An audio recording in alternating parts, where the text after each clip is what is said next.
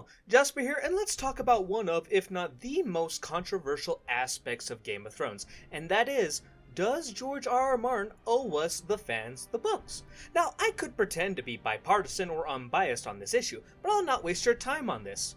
Yes, the fuck he does. George owes all the fans of the series, except for maybe the show plebs, those final 2 books. And when I say oh, I don't mean it metaphorically or rhetorically or poetically or theoretically or any other fancy way. I mean oh, straight up. I ain't going to be a candy-ass bitch and say, oh, George doesn't owe it to people, but I understand the frustration, fence-sitting cucks.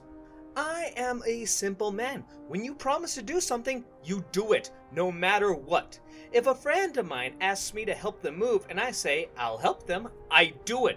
If I then forget and promise to help them move next time, only for that to fall flat for 15 fucking years, I wouldn't blame them for being pissed at me.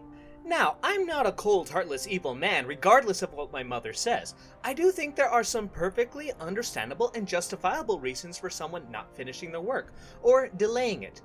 I just don't think Georgie boy qualifies for any of it. Let's start with the most justifiable one. Death. Yep, the death of the author, though in this context I mean it literally, because let's face it, I don't know any authors who've done any writing after they kicked the bucket. At least for now, but you know, it's only a matter of time until we get a token AI and have it write a sequel series to The Lord of the Rings. But yes, the death of the author, though this has a strong asterisk, cause if George were to kick the bucket tomorrow, I'm not gonna be like, oh, the shame, he wasn't able to finish those books before his untimely demise, the cause of which being old, who could have seen it coming? No. Obviously and sadly, the death needs to be a bit more tragic. For example, Robert Jordan, author of The Wheel of Time, had started publishing the first book in 1990 and over the next 15 years wrote and published 11 more books, the last one coming out in 2005 and tragically passing away 2 years after at 58. Not a spring chicken, but much too soon. Another example is Kentaro Miura, the author of Berserk, who started the series in 1989 and over the span of 32 years released 41 volumes. And to give you a book equivalent, that's kind of, and I'm putting big quotation marks around kind of, 14 books before sadly passing away in 2021 at 54. And one final example, Frank Herbert, who started the Dune series in 1965 and over 20 years released 6 books, which is obviously the worst output of my examples, being on average 3.5 years per book. But if we take George's output of 5 books being released over the past 30 years, we can see that he's even lower, coming out with 1 book every 6 years. Other tragedies are also acceptable. Stephen King was hit by a minivan in 1999, and if he decided to stop writing after that, I honestly wouldn't blame him. Yoshiro Togashi has all sorts of health problems that plague him to this day, and still writes, though if he made a blog about calling it quits, I'd give him a firm salute and say thank you for what you've given us so far. Obviously, none of these aspects apply to George though.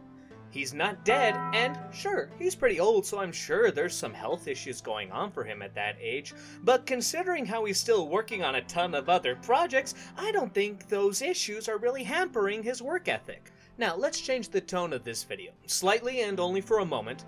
A lot of people call George lazy, and while I will bitch, moan, complain, and whinge until we get those final 2 books, so forever, I can't in good conscience call him lazy. While he hasn't published a main series book in 15 years, he has published 3 Dunk and Egg short stories and 2 history books to the setting. And if we step out of Westeros to other aspects, he's edited and assisted other authors, like with The Hunter's Run. He has published several other stories, and this isn't even counting video game projects like Elden Ring or what he's done with the shows. No, I don't think George is lazy. I think he is a bit of a coward and perhaps greedy. Let's not sugarcoat it. Most of George's wealth comes from the show deal. While his books were successful, selling an estimated 15 million copies over the span of 15 years before the show was created. But after, the first year alone, sales jumped up by 9 million, and by 2016, sales were over 70 million. Today, the estimates I found say it's over 100 million. That's more than a 600% increase, and I bet you it took far less work than writing those damn books to get all that money. And I think it's pretty damn tempting to keep focusing on the higher return of the shows and these spin-offs than to sit his ass down and write. I would bet every dollar I got that if George knew exactly how House of the Dragon was going to go before he agreed, he would still have taken that paycheck. Now, that's greed, but of course there's also cowardice, and he has two of them working against one another that is putting him in an impossible situation. The first bit of cowardice is not being able to achieve the lofty goal the fans have set up for him, as well as seeing the hatred people had for the ending of the show. We can talk about how most of us hate how the show got to its ending rather than issues with the ending itself, but does George R.R. Martin see us saying that? Or did he see people yelling about how garbage Bran being king, Jaime returning to Cersei, Dany going mad, and how terrible those ideas were? And yeah, let's face it, those ideas are bad. We can talk about how George would definitely make the journey to these endings better, but I don't think I'll ever be accepting a fucking Bran Stark as king. His entire plan that he's been somewhat had set up for decades is falling apart, and this isn't even tackling the topic of now since the show has basically spoiled the ending of the book. Why tell it? He needs to just be honest with us and say, hey, yeah, I don't want to do it. I would rather write other stuff. It isn't fulfilling anymore because you all pretty much know the ending now.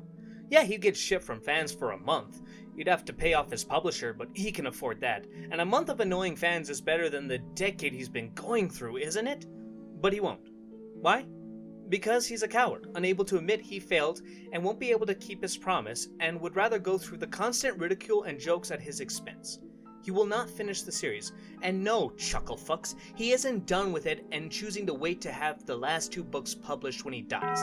That is a level of copium that an elephant would overdose on. If he had the books, he'd publish them, and even if we all hate them, it'll be over in a month, and we will all move on to something else, and he can move on to something else. Instead, he drip feeds us honey words and mummers farces about how he's still working on them.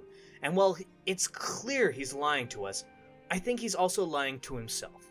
He doesn't want to admit to himself that he can't finish his task, his magnum opus.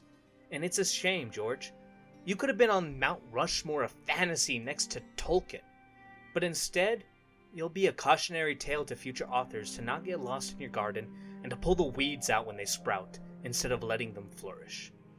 Anyways, I had to complain and whinge about that for a while, especially since we're on the anniversary of Game of Thrones as a franchise. Until next time, though, see ya.